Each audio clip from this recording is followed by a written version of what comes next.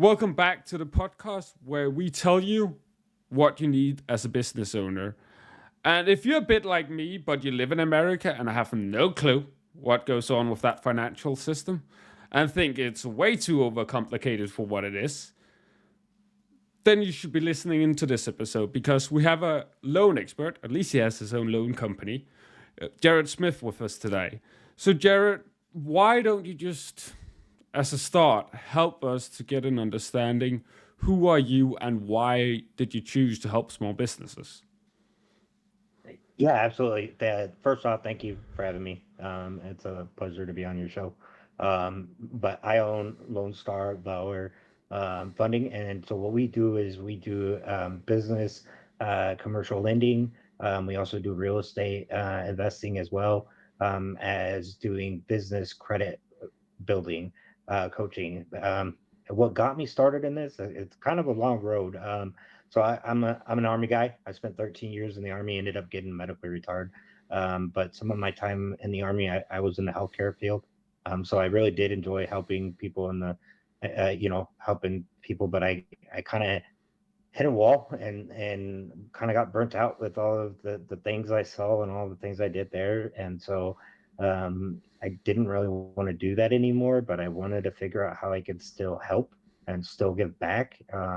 And so I ended up going back to school for accounting, and I really enjoyed numbers and really understand kind of that accounting world, the finances, business credit, that kind of thing. And so I felt like that was a good way I could still give back to small businesses and provide some resources for them. Well, it's definitely a very important thing, having cash in your business. Having no cash means no business, at least if you have expenses. If you don't, it doesn't really matter that much. So, what would be an example you could give us of when it would be a good time to lend money? I mean, really any time. So there's a very common misconception of the lending world, especially when it comes to business. A lot of businesses don't want to have, a loan out there, or but it can be very useful for a business. Like a line of credit, getting a line of credit for your business can help you access resources when maybe you're a little low on cash, or maybe you don't want to get into that savings. You can break into that line of credit and use it, for that marketing that you need to do to grow. Because the thing is with businesses is that we don't can't always predict when our business is ready to grow, right? And so having those funds when you need it can be critical. Because if your business starts growing and you're not ready for it and you don't have the funds for that, it could cause even the downfall of your business. And even though you're getting the traction, you may not be ready for it. So what I'm hearing is we want to have the loans already before we actually need them, so you're not in a desperate rush to try to get the money. What are things that your lenders look for?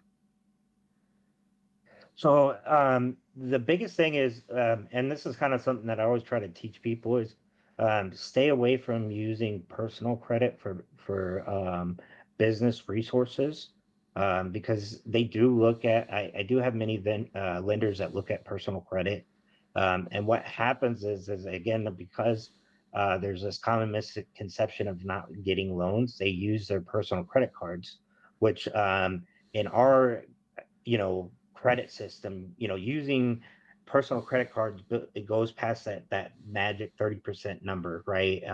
So in the US credit world, personal credit world, if you go past 30% of your credit usage, you get dinged on your credit, and so if you're constantly doing that or constantly over, you're gonna take a big hit on your credit, which then therefore shows on when they try to look for a business loan, because they're also looking at your personal.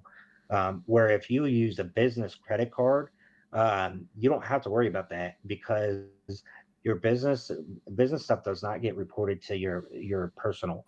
So even if you use your personal to get that business credit card, as long as it's through your business, it's not going to show up on your personal side. So you can max the thing out, pay it off, max it out, and you're not going to have to worry about getting dinged on that on your personal side. So No, switching the question around, unless you have something. Do you have something very very important to say or good question, Mike? Because I wanted to I flip it think that's around. an interesting point that Jerrod just mentioned. That it's one of those things. I've known it for a while, but I'm not sure how many people today know it. Is your business credit and your personal credit are different things. So I just thought that was a good highlight. But yeah, go ahead with your question, Maz. Yeah, the thing was I wanted to flip it around because when would be a bad time for a person to lend money for their business? Oh, that's a great question. I mean, I don't know if there's really a bad time. It just, I guess the probably the hardest. I would say I look at it more from this point. The hardest time to get credit is usually when your personal credit is really taking a hit, or you don't have good personal credit, and you're starting a business. That's probably the hardest time to get credit, because obviously you don't have revenue coming in, or you're barely bringing any revenue in, and you can't really rely on your personal side because you've got bad credit history. So you can't really say, "Hey, my business is doing good," and you can't really say, "I've got some, you know, positive stuff on my personal side as well." So that becomes the hardest time to get it.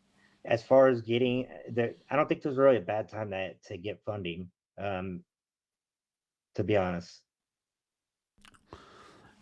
Well, I'm viewing at it as getting the credit line. I definitely I do agree with you. I think it's a different story if you get, let's say, a certain amount of money put into your business. I know one thing me and Mike have often spoke about in this podcast is if you don't have a plan for the money and you're taking out a loan, well then they just sit in the bank and you pay interest. Yeah, so it depends on the, again, it depends on the loan. If you do a line of credit, you don't have to physically take that out of the bank. The bank will say, okay, you're approved for 100,000, so let's say $100,000, and so you can leave that 100,000, and then say take out 10,000, to use it for whatever, and then pay that 10,000 back, and then next time you can, when you're ready, you can pull 50,000. So you don't have to necessarily get that. But if you do like a term loan, absolutely. And the other thing that I guess, thinking about it, the only other time that would probably be bad to get a loan is if you're trying to sell your business or about to sell your business. That'd probably be the other time would be bad to get a loan, because obviously then it's like, you either got to pay it off. I don't think the buyer would really want to take on that debt, if unless it made sense. But that's probably the only other time I would say that's probably a bad time to buy or get lent if you're thinking about selling your business, because then it's like, well, who takes on that debt? Do you have to pay it off before they'll be willing to buy the company, which means you even have the funds to do that. So that becomes a whole different thing. So I guess that would probably answer that other question. I was just thinking about that. Sorry. No worries. So yeah, I think that leads us into another important thing is think about what kind of loan would be the best for you. Yeah, and so that's what, like, when I talk to a client, that's what I try to figure out what they're going to use the money for, and what their pain points are, so that I can understand and try to direct them in the point. Some of them will have, oh, okay, or they'll express to me, I want a line of credit, but maybe it makes sense for them, but it might not make sense for them, and so maybe they're looking to purchase equipment. So maybe getting an equipment loan makes more sense. Or another example is that they're waiting on funds from their accounts receivable, which means that they're paid out. They've already completed the work. They're just waiting for the money to come in, but they need money now to complete other jobs, right? And so that's how we have invoice factoring for that. So we can get loans based off their invoice. So there's a lot of different ways of getting funding. So it's just kind of a matter of how what their pain point is, what they're wanting to use the money for, and so it just kind of takes that talking to the client and figuring out exactly what their needs are. So for a person that hasn't yet had a business loan, which is, a good portion of our audience are startups, when they come to someone like you, what questions should they be asking? What kind of information should they be bringing with them? So the biggest question I think is where to start. Um, and I think they usually come with that question. Honestly, is where to start. And that's to truth be told is kind of some of what I do. Like I offer a DIY credit building thing where they can kind of follow along. And so it walks them through like where to do their LLC, how to do LLCs, how to, you know, get their what's called a DUNS number, which is going to Dun and Bradstreet and filing your DUNS number so that you can start building your business credit. And so that I think is probably the miss, I guess, opportunity that most businesses fail to do, um, is they don't ever establish their business credit, because they don't know. And Mm. so I think a lot of people have the common misconception that once they get like their EIN number, that they've got, they're gonna start building business credit with that, and that's not really true. They have to, go and establish it with their DUNS number, and then they could start building their business credit. But it's kind of a complex system, like we were talking about before we came on air. It is a little bit of a complex system, but um, the information's out there. It's just trying to find it all in one place, and I try to do that, um, and help them. And what are some common predatory lender scams that people should be looking out for? Absolutely. So grants are probably the biggest predatory scam out there. There's this common misconception that there are grants that people are handing out free money all over the place, and it's just not there. I hate to say it, you know what I mean. It's very hard to get grants if they're there, and usually they come with stipulations and things that have a lot of rules and regulations that follow them, and then when they aren't and they're scammed, typically they're just either trying to get their information or they're trying to get them to pay for it up front. And so, Mm. to pay for the service, and they'll give them like grant list or something like that. But there aren't a whole lot of grants out there for startups, even nonprofits. Nonprofits is still a hard one, but if you do, I always tell my nonprofit people to get a good grant writer if you're going to go after grants. Find a grant writer that can write good, and then that way it will help you because you need somebody like that. That's critical. Hmm. Yeah, if you look on Facebook, you would think there were a lot of grants given. Yeah, Absolutely. you'd think there's more money than businesses from Yeah, all the yeah, yeah, yeah, ads. yeah, Exactly. yeah. It's a million here, a Yeah. million there, everywhere. And it's so frustrating because I just want to scream out like stop, don't send your information. But it's so hard because you're right. Like I see it all over the place, and it's like I feel bad because it's like people have this, they feel like they're gonna get money from these people, and it's like, yeah, you're just getting promised gold, and really you're just gonna get dirt. You know what I mean? Oh, you ain't And gonna so even gonna got any dirt. yeah, yeah, you're probably not even gonna get that. You know what I mean? And so, yeah, and I think that's the most frustrating thing is that that Yeah, that's. I can relate to it. But if we wanted to make sure everybody saw that, you would have to spend like that would be a full work day every day, 7 days a week, exactly. no days Yeah, off, and you wouldn't even yeah. get to the top of them, the top 1% of them. You wouldn't even get And to. some of these are so sophisticated Yeah, where they've they got are. they've got people commenting, that they've made another Facebook, or where they'll comment and say, oh, it worked for me, I got this much, you know what I mean? Mm. Yeah, you know what I mean? Like, it's so sophisticated on what they do.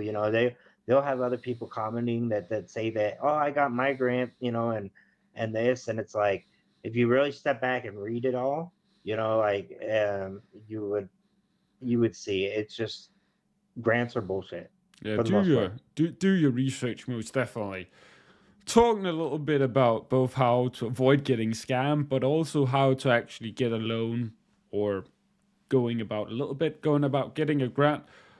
What is a way to build a strategy for that money? Because that money is best used if you have a clear cut strategy to multiply it. That's really why you want the loan in the first place, is to multiply that money. Yeah, absolutely. I think having a plan is key.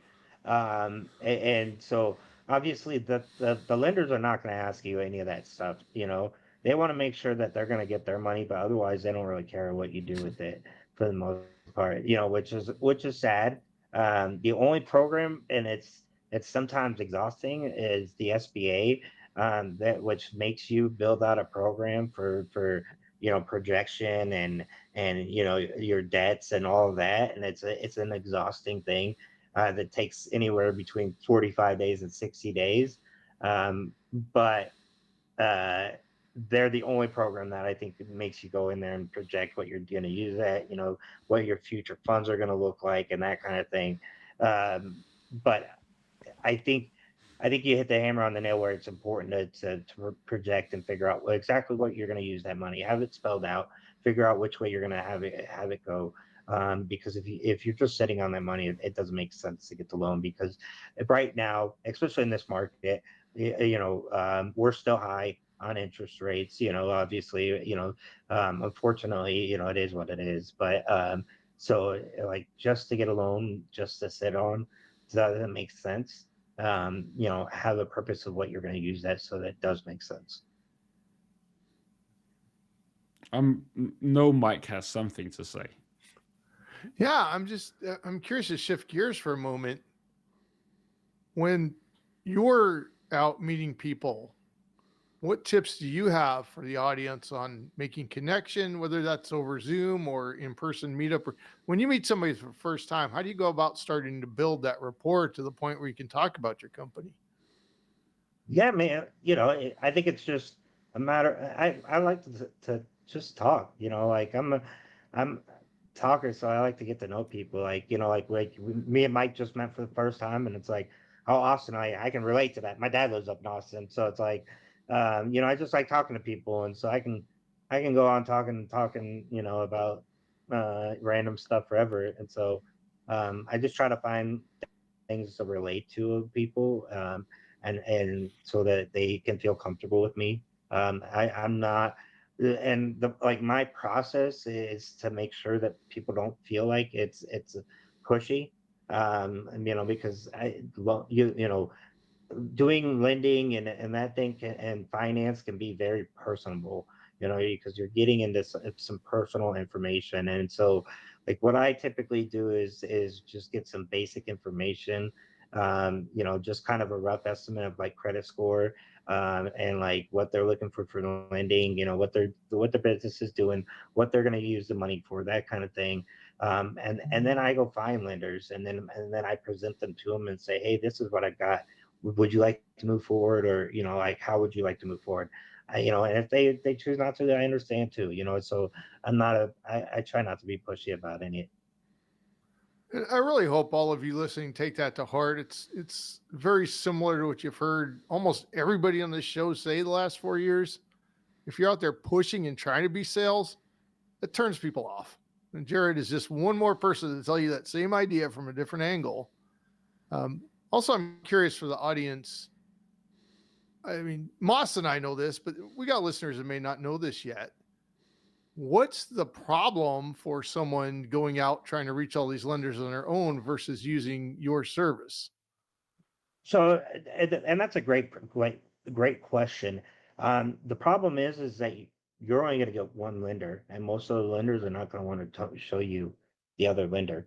They're going to want to, they're going to want you to stay with them. I'm not bound by any one lender. So I make sure to find the one that fits your business. So I'm seeing all of these lenders, and even if I don't have that lender on my list, I also do a bunch of research, and try to see if I can find something better out there, and I'll present that to them as well. And I may not make any money on it on my side of it. And my services are free to everybody that uses me. I get kicked back by the banks, obviously. But if I have somebody that I don't have agreement with, I still will present it if it makes sense for that business, because ultimately I want to make sure that business wins, and gets what they need. And I don't want to push something that's not going to make sense for the business. And that's how I present it. Like, if it doesn't make sense and this is the best option I have, I'm going to tell them, hey, listen, this doesn't really make sense, but this is the best option I have. And so I just try to be transparent about everything, and let them know, hey, this is everything I have. Where if they go to a bank, they're not going to be as transparent and say, oh, this bank over here, you can get a better deal.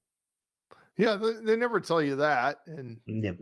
as I learned much to my own stupidity as a young man, it's a big time waster going to a bunch of different lenders.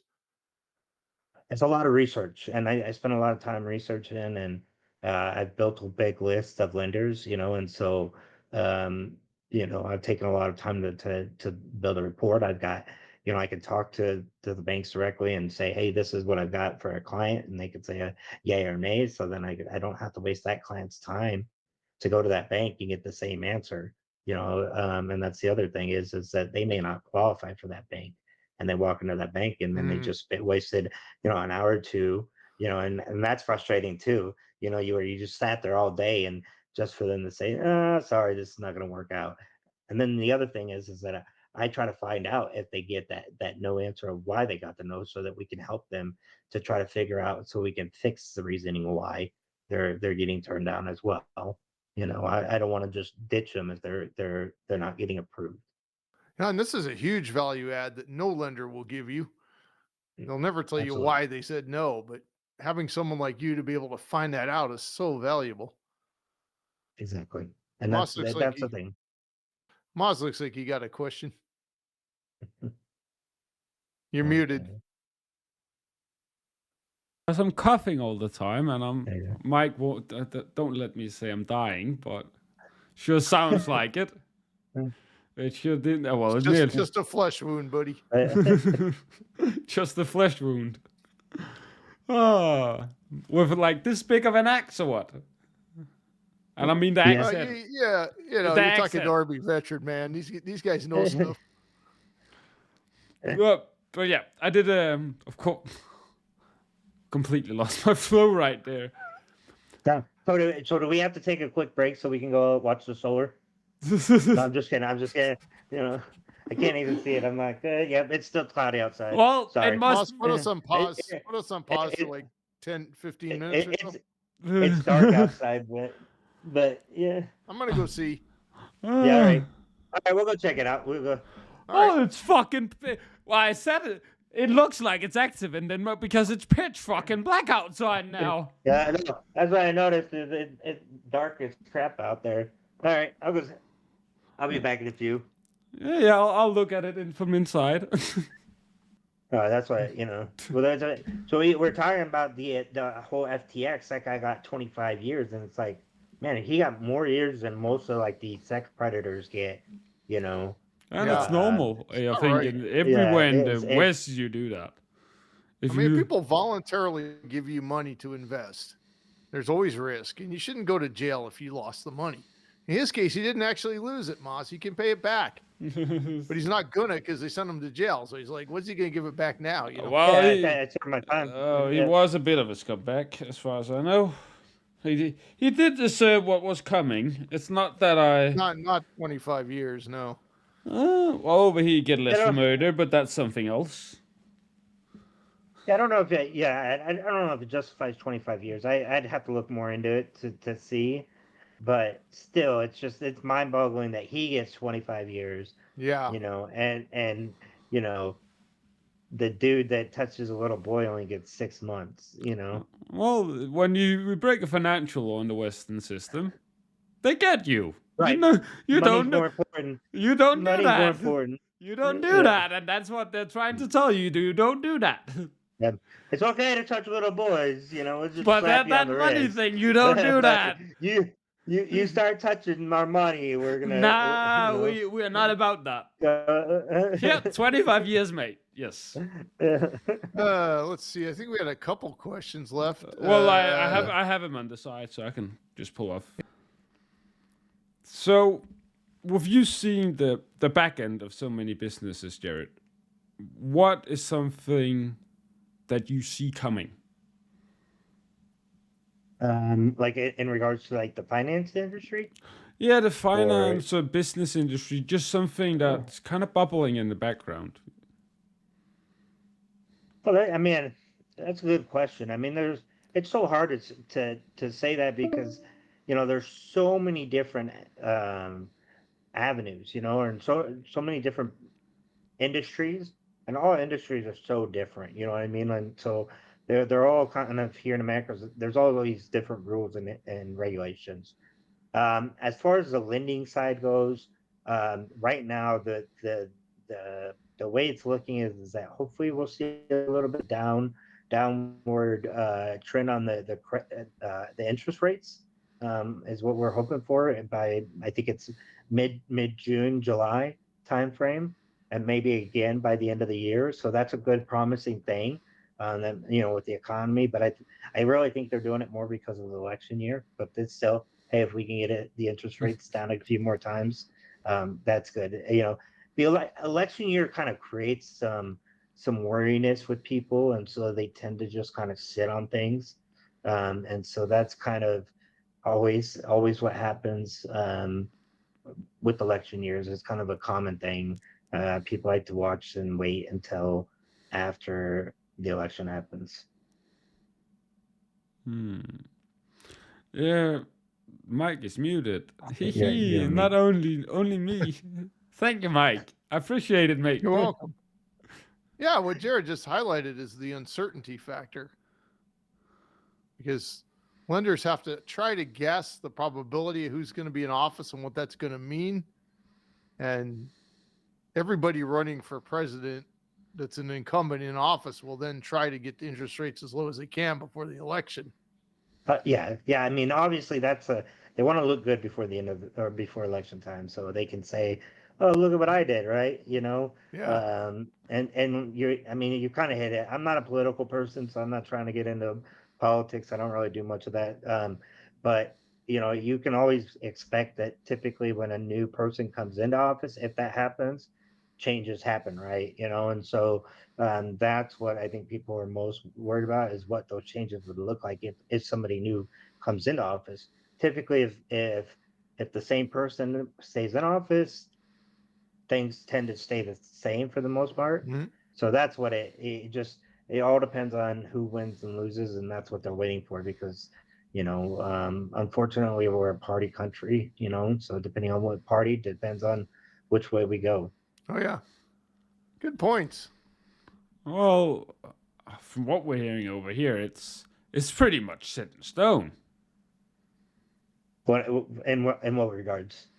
Well, one of the guys, he's barely functional, mate. Yeah, What? this is There's That has never stopped an American politician before. yeah, right. Well, I think we have a few there's politicians something that that's are in that's trouble. like legit Yeah. wrong with that guy. Mhm. Like, how can you even consider voting for him? I know socialists in Denmark The that were problem- like, fuck that guy. He's absolutely Okay, I'm problem going nuts. to edit that out, Moss. Nope. Let's get back to the point. Nope. The problem is that people get so stuck on party lines that they don't care who it is. You know what I mean? And this goes for both sides. And then the other thing is that people hate the other side so much. And like, and I'll just throw it out there, Trump. But the other side hates Trump so much. Oh, they do. Like he could cure cancer, and they would find something wrong with that. And so it's you have that as well. It is what it is. I have to tell a little story before before we get back into subject. Our problem with dealing with everybody being bad, and I'm not saying who's bad, who's not, but let's say you just nobody good to vote for. We voted in a guy that promised truckloads of free candy and always the wind blowing in the right directions on the cycle lanes, and something else ridiculous. Well, you couldn't keep one of them at least. That guy got into office and became what was president, or what would be president. He did deliver on the free candy though, but Hey, that's important. As long as he gets candy, we're good, right? that was our solution to the problem. You might need to try that one out. Getting back on the subject, Jarrod, if anybody wants to know more about the lending world, or you have some last words you want to share, this would be a great time. Yeah, feel free to go to my website, LoneStarValorFunding.com, and check us out there. Reach out to me. My email is admin@LoneStarValorFunding. I'm an open book, so feel free to reach out to me and ask any questions that you have, and I'll be happy to answer them. And I know they say that no question is a dumb one, which I strongly disagree in that saying. I've seen some dumb questions, but I promise I promise that probably the question you're going to ask is not a dumb question. So you'll be good there. But sorry. Well, I agree with you. I agree with you. I have heard some dumb questions before. That one always gets me, when they're like, "There's no dumb question." I'm like, they're definitely some dumb questions. So, but well, yeah. I just to end this episode, I'll give an example of one. We had a girl in class in school. She asked this was like an aluminum, like circular thing with like small holes in it, and she asked, "Is that aluminum foil?" That's a dumb fucking question, if I ever heard one. Like, it's in the name, foil. This is like a solid. 5 years ago, my business partner asked me, if we're so dang smart, how come we're not helping more people? And I said, well, the problem is we're helping people all over the world with various sorts of charity work, but we're not training businesses how to do better. So 5 years ago, we started this branch of the company to specifically help businesses do better and make more money. So then you can go out and do more good in the world. That's the reason you want to book this call, to find out if what we know and what your business needs intersect, and maybe we can help you. Book the call. Let's talk. It's 30 minutes. Let's find out.